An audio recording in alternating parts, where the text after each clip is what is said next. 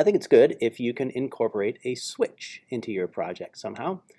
Now I know we didn't really plan for it, and it's something I would do next time around if I was to assign this project again, is to include a switch in your assembly and all of that. But I think we can wing this one here. Okay, so in the diagram, we'll take our 9-volt battery, and it doesn't really matter which one you split up here with the switch. I have it on the red side. We're going to put a switch here, and then we're just going to plug it into the voltage in.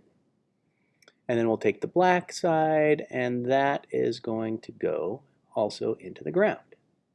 So what I'm talking about is this piece. The red is going to end up going into the voltage in, and the black is going to end up going here in this third spot here possibly. Or actually, I'm going to probably put in the second one where that wire already is. Well, let's see how we can do this. But I'd like to first put a switch in there. So you'll notice my wires, there's hardly anything there. It'd be nice if I had about 1 centimeter of exposed wire there. So I usually use my fingernails. Let's see if I can do it. I just pinched it, and I just pull it off there. Like, I'll do it on this one again. It's like I kind of bend it, pinch, and pull it off. And now I've got plenty of wire exposed there. This one almost too much exposed. You'll notice at the very end of these wires, I would do maybe, here's 1 centimeter right there. I did about 1.5 centimeters, and that's too much there. So it'll be okay. But that very end is soldered, meaning it's not all frayed. So we want to keep it that way. So maybe twist it. We just want this not to get all frayed because there's all those little tiny wires in there. And what I'd like to do is take this red side and hook it to either one of these two tabs here, and just push it through one of them, get it about halfway through there, or maybe even further, and bend it. So now it's like that. Okay, move that out of the way so you can see. So I just put that through and bent it over, and now I'm going to twist it. Now, if you are in class, and maybe we will if you're in class, we would solder this on there. Soldering is where you take some, well, it's called solder. It's like this metal, and you heat it up, and you put it on there, and the metal melts onto there. But what I'm going to have you guys do is just make sure that contact is really tight. Like I really twisted that nice and tight, but not so tight that I break the wires. I just want to make sure that there's a real positive contact there. And then this is like poor man's solder, hot glue. And just put a dab of it right there.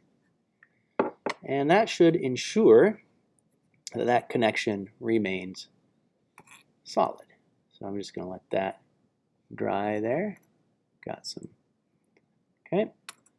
Then you'll notice the diagram says, what I just did here is I took this wire from the battery and I connected it to a switch. In this diagram, the switch is open, and then I'm going to connect another wire over to the Arduino. So you need another wire, and it needs to have a male end on it. Okay, so the other end has a male end on it, but I'm going to cut that off. So you need a male end on one and then exposed wire on the other. So there it is. I like to twist it really nice so that it doesn't fray. And then put that bad boy in the other side. So basically what we've done is we've taken a wire from the battery and we've interrupted it with a switch. Ooh, see all that fraying there? It's kind of tricky.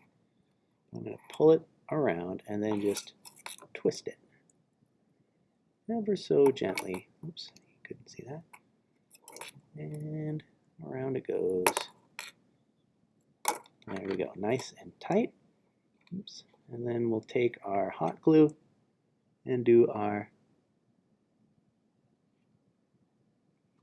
plastic solder. There we go. Melt some plastic on it instead of our wire that we would normally do with solder. Cool. So those should be, oops, never touch hot glue. There we go. So that side now, coming from the battery over here, this will be connected eventually.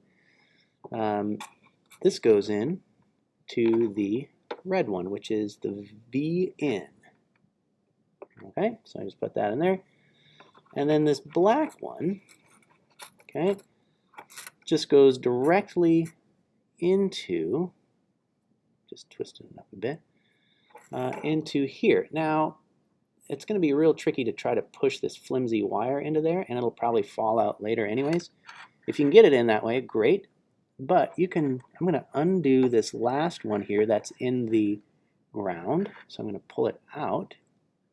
I'm going to put this wire in there. And I'm going to use this wire, kind of shove them both into the same hole. And there it is. It might take a little bit of effort, but now that guy here, this one, that was already in there, I pulled it out and I pushed it in with that other wire. So both of those are in that same hole. That works, or you could put it into that third hole there. Cool.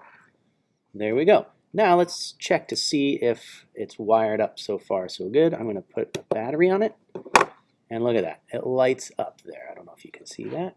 Those lights are on right there. If they don't light up, it's because your switch is probably in the off position. So there it's in the off position. Now it's in the on position. There's also a light that should come on your motor driver. So it's off and now on, off. So the Arduino lights should come on and the motor driver lights should come on. From here on out though, I would keep it off, and oh, look at that. The Bluetooth should have a light come on as well when you turn it on, right there. So you should have 3 signals indicating that you've wired things properly so far. Arduino, Bluetooth, and motor driver. But from here on out, for our next wiring, let's make sure everything's off. I would even disconnect the battery. There we go. Nicely done.